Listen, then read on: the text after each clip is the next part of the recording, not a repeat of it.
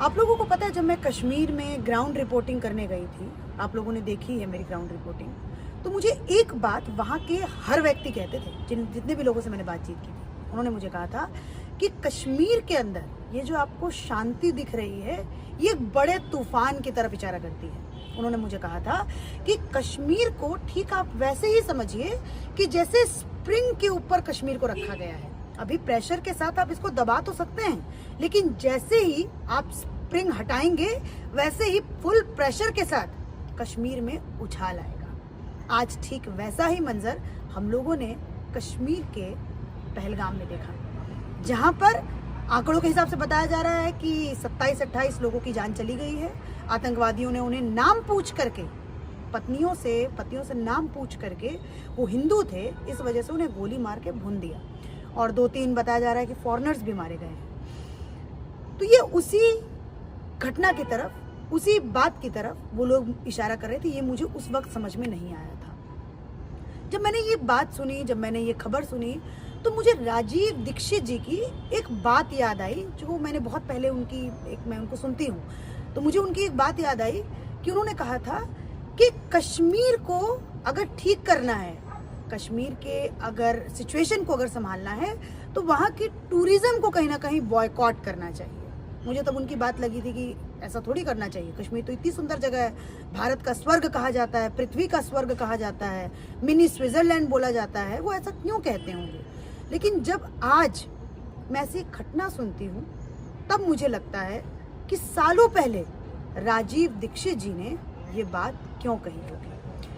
आप लोग भी जरा इस पर गौर करिएगा और मुझे कमेंट करके बताइएगा, आप लोगों ने मेरी कश्मीर की रिपोर्टिंग देखी है, कि क्या कश्मीर के अंदर टूरिज्म को बॉयकॉट करना चाहिए क्या। एक तरफ हमारी गवर्नमेंट है, हमारी सरकारें हैं, जो कश्मीर की अलग तस्वीर इतने सालों में हम लोगों को दिखाया, जिन लोगों ने, उन्होंने बताया कि कश्मीर बदल रहा है। आज डल लेक के ऊपर एक अलग नज़ारा देखने को मिलता है, आज लाल चौक के ऊपर एक अलग नज़ारा देखने को मिलता है।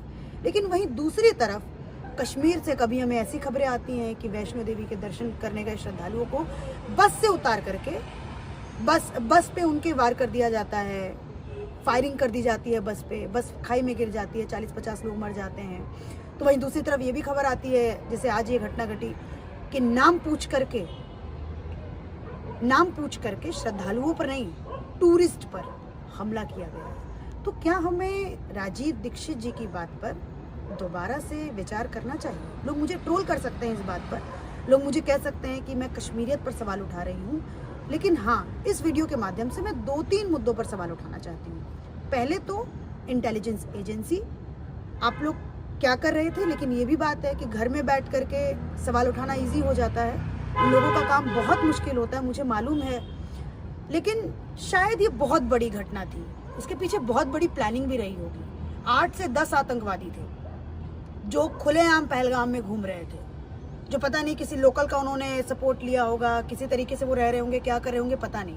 लेकिन ये बहुत बड़ी घटना है, इसके पीछे प्लानिंग भी बहुत बड़ी होगी। तो शायद इंटेलिजेंस एजेंसी का तो यहाँ पर फेलियर है ही, मैं सवाल उठाऊंगी।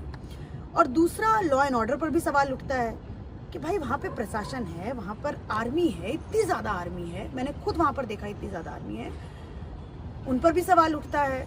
तो ये बहुत बड़ी घटना, ये बहुत बड़ी साजिश है, जिसके पीछे बहुत बड़ी प्लानिंग भी रही होगी। तो फेलियर तो है ही, लेकिन इन सब के बीच मैंने जो एक मुख्य बात बोली है, क्या हमें इस पर विचार करना चाहिए क्या, ये आप मुझे ज़रूर बताइए।